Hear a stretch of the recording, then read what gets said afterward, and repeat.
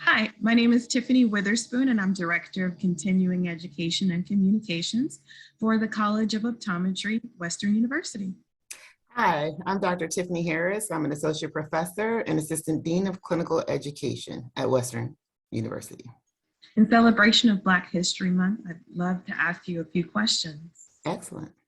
Number one, what drew you to become an optometrist? Oh, I wanted to be an optometrist ever since I was a young girl. I didn't know it was an optometrist. I just wanted to be an eye doctor.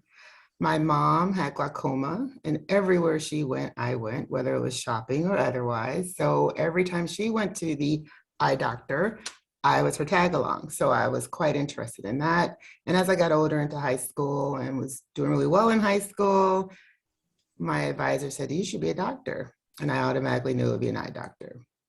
And then when I learned the difference between optometry and ophthalmology while I was in undergrad, I pursued optometry because I like the primary care aspect, that first touch point with the patient aspect, and I still get to treat glaucoma.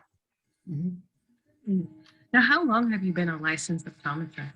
I graduated and have been licensed since 1993. That could be a touchy subject sometimes. I know, right? What in your family structure influenced you or drove you into the medical field? Oh, wow, into the medical field. I would have to say I grew up in Detroit and I was raised by parents that had not gone to college. So my aunt, who was also my godmother, she was an educator. She became a teacher, got her PhD, and went on to retire as a deputy superintendent. So I just knew I wanted to be a doctor, and I had her pushing me and forging me along to do well in school. And so what made me go into healthcare, I don't have anyone in my family that pushed me along the lines of healthcare, but I did have family members that said, you're going to college. It wasn't an option, right? You're going to college, you just don't have that option. And so great like a mentor. And wow, that's a great question. I like that. But no, I don't have anyone in my family that was in healthcare. I was the first. Have you had any mentors or role models, and how has that shaped you? And Mhm. do you see yourself as a mentor? Yes, in fact, I just had two meetings this morning with students that I was meeting and advised. But young, like I said, it was my godmother. She definitely instilled that work ethic. My parents did too. They most certainly did. Nothing was actually just given. You worked for whatever. And as far as a mentor along the way in school, I met Dr. Edwin Marshall, who was an excellent mentor through optometry school. In fact, he was the one that planted the seed I should go into academia by my fourth year. So I had Dr. Marshall, Dr. Meets at Indiana was another great mentor and advisor while I was in optometry school. So for me, I believe we lead by example. So if I make myself available to students to let them know I genuinely care, I'm here to listen. I may not have all the answers to solve all your problems, but I am always willing to sit and listen and meet and talk to students from pre-optometry on. In fact, one of the students I was advising this morning is actually a pre-optometry student. So You already know you're a mentor and that you work with the top. yeah, Chapep. So the Summer Health Professions Enrichment Program is designed to provide an opportunity for socially economic disadvantaged students, minority students, to gain exposure into the healthcare profession. And like I said, though, the one I was meeting with this morning was a former SHPEP student, and the other students I had this morning were my optometry students. I think that may lead into the next question that we have. So, why do you think there's a lack of Black minorities in optometry? Oh, I have lots of thoughts on that. Okay, so remember I said in high school, I was told, you're so bright. You're really smart. You're catching on really quickly.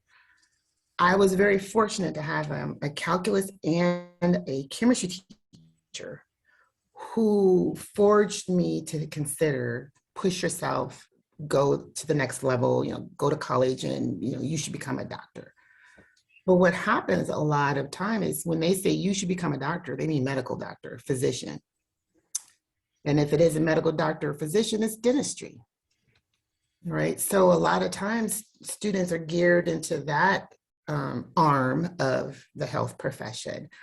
I don't think there's enough of us, for one, right? If you say that the population is 13% African American, there's just not enough Black optometrists to be the face, if you will, to show that if I can do it, you can do it too.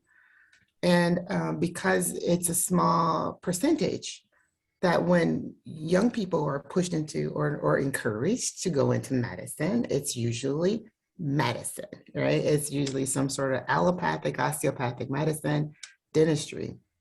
And so getting into the high school level, so when I was in Detroit, I would go to my former high school on career day and try to encourage the students to consider optometry. So that's my take. I think